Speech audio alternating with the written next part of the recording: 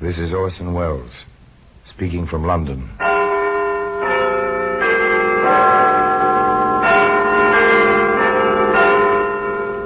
From the Black Museum. It's a repository of death. A kind of museum. Yes, here in the grim stone structure on the Thames which houses Scotland Yard is a warehouse of homicide, where everyday objects, a cigarette lighter, a young girl's diary, a broken perambulator, all are touched by death.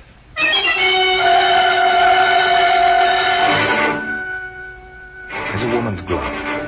That's a familiar object, hand-stitched, soft leather, the gauntlet type, but this glove touched death. I found something, Inspector. I see. A glove. Lady's glove, sir. Yes. Pigskin. Very nice, too. I wonder now, do you suppose this dainty object fits a killer? And today, that woman's glove can be found in the Black Museum.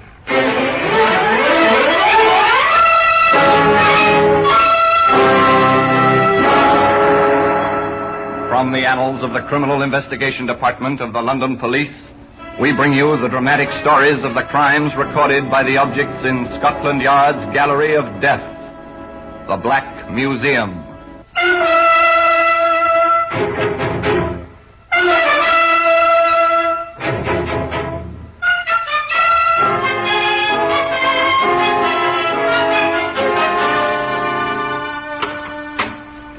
Now here we are in the Black Museum. Scotland Yard's Museum of Murder. Yes, here lies death. Here, for example, is a pen, the ink crusted on its sharp point. This was a poison pen. The words it wrote dripped malice. They were vitriol on human hearts. They cause death as surely as a bullet. Here we are. Here's the glove. It's dainty, isn't it, this little glove? It's made for a tender hand, made to grace the costume of a lovely woman. Come to tea. That's when our tale begins. In Matfield, England, in the lovely countryside at tea time. Or just past tea time. In fact, it was just past tea time that Mrs. Michael called. Elizabeth! Elizabeth! Yes, ma'am? Have you seen Miss Mary yet? No, ma'am. It's long past tea time. The tea is cold. There's no sense in making fresh until we know if my granddaughter is coming. Hurry now. Use the telephone. Yes, ma'am.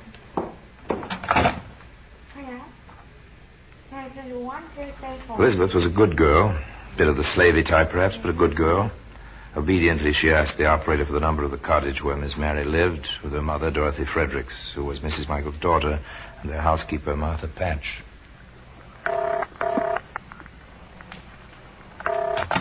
There's no answer, ma'am. If it was busy, I'd understand it. No answer. Well, it's still warm outside. They may be having tea in their garden and forgotten all about me. Oh, ma'am, Miss Mary would never forget her grandmother. Well, in that case, you'd better run down the road and find out what they're up to. Now, go on now. You can make my tea when you get back. Now, go on. Hurry up. Don't stand there like a ninny. Now, hurry. Elizabeth did as she was told. She deposited her apron in the hall, left by the back door, and hurried down the road. And here are her reactions as she turned through the high yew hedge into the garden at the Fredericks' cottage.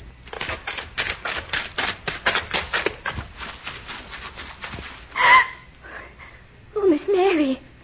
Miss Mary. Why would you be lying on the ground, Miss Mary? Where's your mother? Where's your mother? Where's Miss Dorothy? Oh, Miss Dorothy. Sitting against the stones, Miss Dorothy. Oh, you'll be cold, Miss Dorothy. Oh, Martha. Martha. Where's Martha? The house. The doorstep. Oh, Martha. You were bringing out tea. You were serving tea. Oh! Oh! There was no note of hysteria, however, a short while later, when Inspector Seymour and Sergeant Layton took charge for Scotland Yard. How far along are we, Sergeant? Oh, a lot of details, sir. Multiple murder makes a lot of work. 3 women, all shot once. The medical examiner is on his way. The regular crew is working on fingerprints and all the usual, sir. Very well.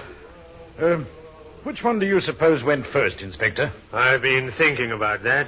Looks as if the youngest was picked off first. Then the mother was caught as she tried to climb the wall we found her against. Oh, and the servant? Probably an afterthought. Or no witness, something like that. That would account for the dropped tray and the smashed crockery. Methodical, careful, clean thinking, just as methodical as the men searching the house, covering the ground inch by inch, missing nothing. After a while, that job was done. The inspector sat at the kitchen table with many pieces of glued-together crockery in front of him. See what I see, Sergeant? Oh, just cups and saucers, a teapot, sugar bowl, cream pitcher. We have 3 bodies, Sergeant, and 4 cups and saucers. Yes, sir. It's possible, then, that our murderer came to tea.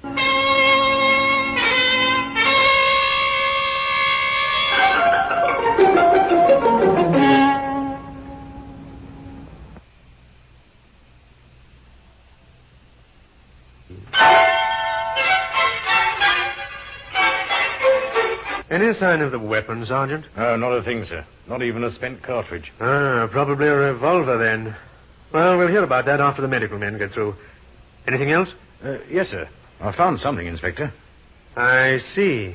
A glove. Ladies' glove, sir. Yes. Pigskin. Very nice, too. I wonder now, do you suppose this dainty object fits a killer? Oh, I've no doubt we'll find out, sir. And you're a bit more optimistic than I am. One never really knows at this stage. Where do you find this, gauntlet? In the garden, sir. Between the mother and the daughter. Ah, well. Next step's one I dread, Sergeant. Never could stand it, even as a constable. Notification detail in those days. Well, nothing else for it. Notification detail. So called by the police who are sent to notify relatives that someone is injured or dead. That part was over and done with by now, of course. But its equivalent was upcoming, the business of questioning Mrs. Michael, mother of Dorothy Fredericks, the grandmother of Miss Mary. You have a job to do, Inspector Seymour. Stop fiddling with your fingers and get it done. Thank you, Mrs. Michael. You've a murderer to catch. I want him caught, too. I admire your courage, Mrs. Michael. Not courage. I'll cry myself silly as soon as I go to bed. Just angry. What do you want to know, Inspector? Was your daughter a widow? Separated. Not divorced. Just separated. About 5 years now. Any particular reason? Yes. She was too particular. Expected to hold a man by chaining him. Can't be done. He left her. I've been working on getting them together. For Mary's sake. Waste of time now. Where's her husband living? Piddington, Oxfordshire. Has a nice farm. Doing well. Pretty decent chap. But like to look at the girls, if you know what I mean. I told Dorothy, let him look. But no. She wanted blinders on him. So off he went. Now, this. Did they quarrel ever? Not since they've been apart. They rather agree to disagree. But no one gets younger. They should have been together again, soon. Anything else, ma'am? You want me to do your work for you? Get along with you. You're dying to get on over to Piddington. It's written all over you. Of course, Inspector Seymour did just that. He traveled to Piddington and stopped at the pub. A pint of ale and conversation with the bartender. Know anything about a fellow named Fredericks hereabouts? Yeah, quiet chap. In and out of here occasionally. Works a farm, I hear. That he does. Seems to like it out there. Not in town much. Live alone? Usual hired hands, usual cook, unusual housekeeper secretary, sort of. Sir? Why? You one of those private detectives? Frederick's wife wanting grounds? No, nothing like that. Matter of fact, Frederick's wife is dead. Just interested. That housekeeper now. Anybody'd be interested. Good looking, auburn hair, tallish. I see. What road's the farm on? I might drive by, just have a look myself. Right fork, about a mile north. Right fork, about a mile north. The inspector drove his car in that direction. He knew that Paul Fredericks, the estranged husband, was in Matfield by now, with his mother-in-law. This youngish woman, from all descriptions, would be alone in the house.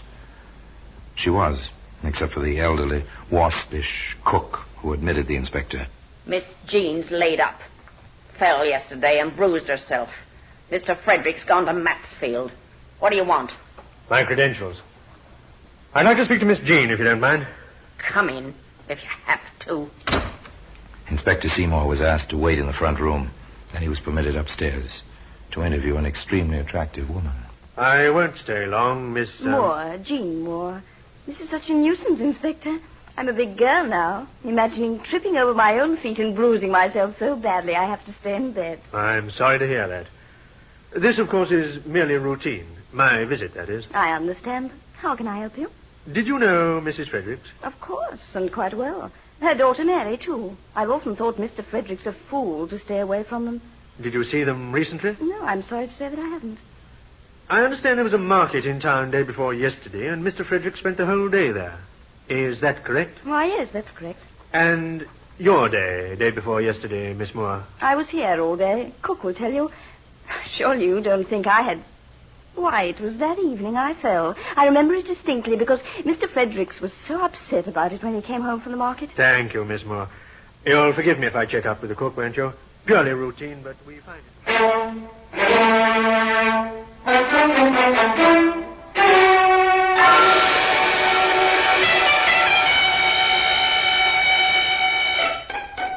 Now, ma'am, you do remember her being here all day, then? I've said so. Well, is there any incident you recall to fix the day in your mind? There is one. She was upstairs. She called from the window. Mum, she called. Will you bring a couple of logs in from the fire when you're done with the chickens? Mum, is that what she calls you? Why shouldn't she, seeing as I'm her mother? Well, don't gawk at me. She gets a salary and so do I. We each do a job. Anything wrong in that? Even if Fredericks doesn't know it. No, nothing wrong. The inspector was struck by this fact. He filed it for future use.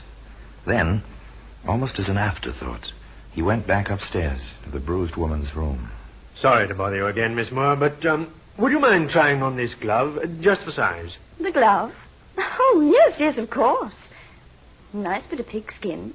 It seems a trifle slug on me. About half a size too small. Whoever owns this must have lovely hands, mustn't she, Inspector? Back in Matfield, the medical examiner gave both Inspector Seymour and Sergeant Layton plenty to think about. The mother and daughter were both shot from behind. The housekeeper was struck in the chest. Excellent shooting. With a revolver, I suppose. No shells about the place. Not a revolver. The bullets we recovered were small bore from a rifle. My guess is a single-shot, small-gain gun. The kind where each exploded shell must be removed from the chamber by hand. Ah, that would explain why there were no shells about, Inspector. It also explains how Mrs. Fredericks had the time to run as far as the wall before she was hit. It explains a lot of things. Glad to have been of help, Inspector. Oh, you have been. It may interest you to know the kind of gun you describe. I saw it, leaning against the kitchen wall in a farmhouse in Piddington, just this afternoon. And the woman's glove, yes, that has its place today in the Black Museum.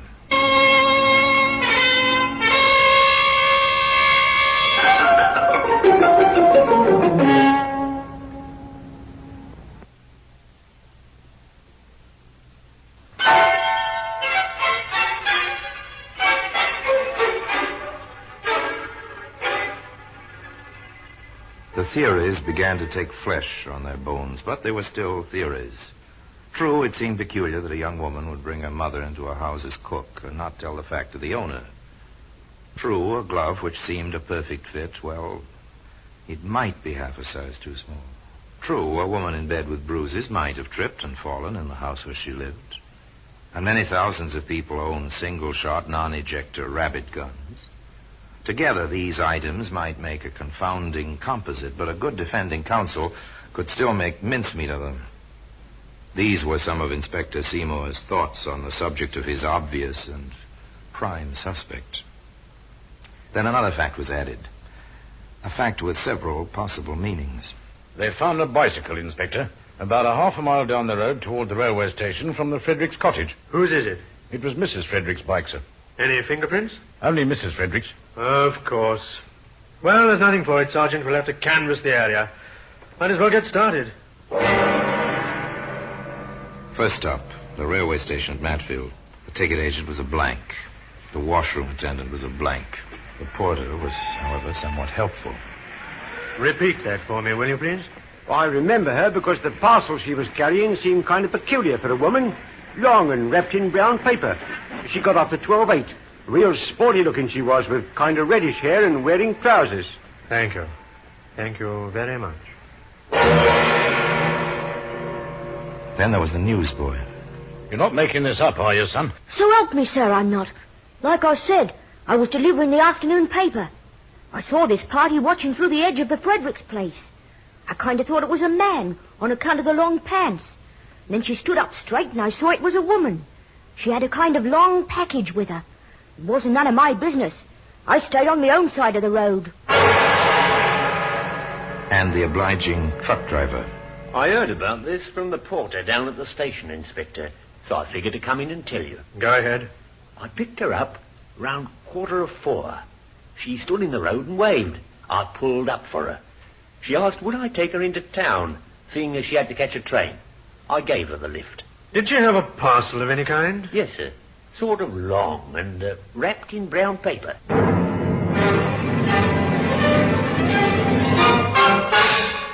Oh, yes, it's helpful when honest folk have good memories and come forward with what they remember. These memories sent Inspector Seymour back to Piddington, back to the farm. My daughter isn't here. Where is she? It's important that I verify certain facts with her at once. She's gone to London to see a doctor. I see. What train did she take? 11:15. But why I should be so obliging as to answer you, I can't say. Could you tell me what she was wearing? I could, but I won't. Here now, this sort of thing gets no one any place. Why don't you leave her alone? Has it occurred to you she may have knowledge dangerous to herself and that we want to protect her? Oh, that's a bit different. Well, Mrs. Moore? She was wearing her hunter green suit, brown shoes and brown bag. No hat. Jean doesn't like hats. Thank you, Mrs. Moore. Now, if I... The voice on the telephone to the yard traveled much faster than the train to London from Piddington. I've got it, Inspector. Hunter green suit, brown shoes and bag, tallish, auburn hair, quite striking looking. I'll be at the station myself. The 11:15 from Piddington. Fair enough, sir. Inspector knew the matter was in safe hands. He left the house, wandered out to the farmyard. There in the large, orderly barn, he found a hired hand. May I trouble you, sir? Oh, no trouble. Not yet, anyways. I'm interested in a few points. You might be able to help a bit. What, me? Help Scotland Yard? Well, That's one, that is. You may be able to. Oh, far away, sir. Always interested in police work. Like on the wireless. Yes, I suppose it is interesting, like anything else, when you're not used to it. Oh, now then, do you see much of Miss Moore around here? Oh, every day, of course. She keeps the egg and milk books. Checks with me every day. Nice woman. Friendly. Ever known her to go rabbit hunting, anything like that? Oh, no. But funny you should ask that, sir. She's been interested in shooting lately. How did it come about? Well, I was cleaning my rabbit gun out in the yard. She stopped by. She thought it was a funny-looking shotgun on account of it only had one barrel. You set her straight. Well, you bet. Anyway, we got talking, and was it dangerous? Well, I told her it wouldn't kill anybody unless you got real close. What, just a little gun like that? Real close? She asked how it worked, so I showed her. Well, the next thing, she's bought some shells, and she's asking me to teach her to aim and fire. Did you, Ralph? Well, I did a bit. Uh-huh. But you know how it is. Woman like that and all. You can't teach a body to aim a rifle without putting your arms round her. But I know my place, I do. Of course you do, Ralph. Anything else about the gun and Miss Moore? Well, around last Wednesday, she asked to borrow it. Well, I lent it to her. Why not? But then I needed it back, see? Old Rabbit's been getting into the carrots. So I asked her for it. She gave it back and said I'd have to clean it. She'd had it in the rain or something. So I did. One more question, Ralph. Did you ever see Miss Moore ride a bicycle? I seen her try, about 2 weeks ago, wobbling around on an old one of Mr. Frederick's. She got better, but, well, not near good enough to travel on it. I see. You've been very helpful, Ralph. Really? And you're sure it was last Wednesday she borrowed your gun? Oh, certain. It was Friday. I had it back. And on Thursday, 3 women had died at Matfield of gunshot wounds. I beg pardon. You're Miss Jean Moore? Why, yes, I am. Why? My name is Leighton, Scotland Yard. My credentials. I see. Inspector Seymour asked me to meet you here. Seems he'd like your assistance on the Fredericks case. But I told him all I know. Oh, something else has come up, miss, so if you don't mind, we'll just cross the platform and go back on that train. It's not a bad train, practically an express through to Matsfield. The train ride to Matfield was made in a rather stony silence. Sergeant Layton watched his fellow passenger carefully, failed to see what was going on behind the rigid mask into which her lovely face had set. At Matfield, Inspector Seymour was waiting. Kind of you to come right back, Miss Moore. My car's waiting, just over there. Silently, she got in. Inspector Seymour carried on an almost solo conversation until they reached the local station house. There, You're waiting there a few moments, Miss Moore. We'll be with you. Jean Moore found herself in a room with half a dozen other women of about her build and coloring. No one spoke. Unknown to Jean, a panel slid open in an adjoining room.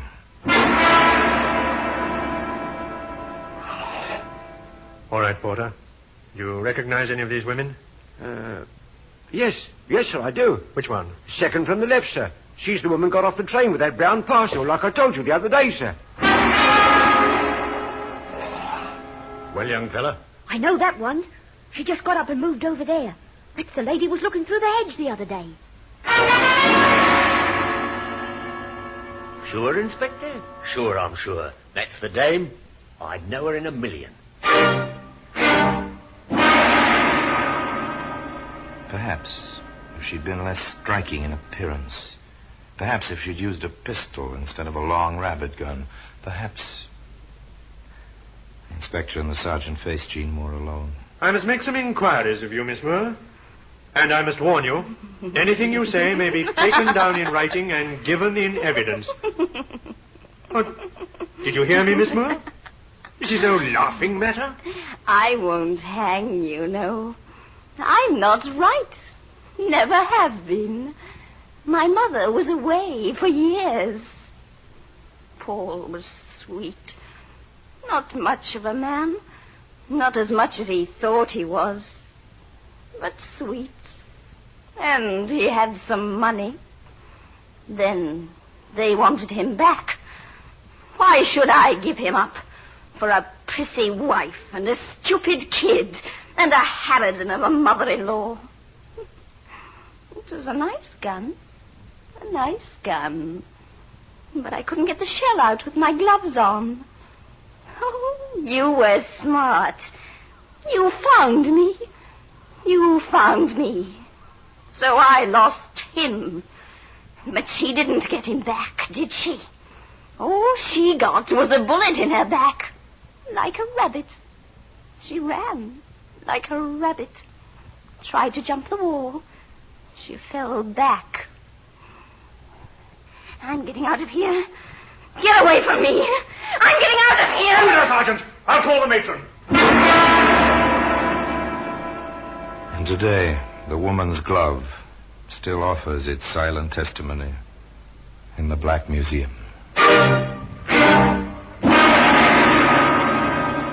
Orson Welles will be back with you in just a moment. Jean Muir was certified insane. Her own cunning, her craftiness, were not the operations of a normal mind. Her complete breakdown substantiated the testimony of the alienists. She was put away for the rest of her life. And so the case was complete. Each part of the story fitted together as neat and as well-fitting as that dainty pigskin glove. Now, until we meet next time, in the same place, and I tell you another story about the Black Museum, I remain, as always, obediently yours.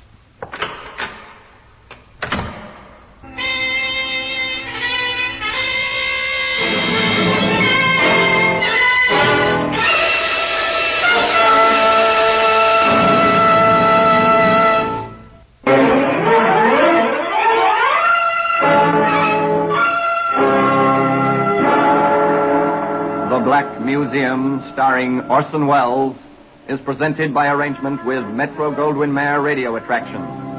The program is written by Ara Marion, with original music composed and conducted by Sidney Torch. Produced by Harry Allen Towers.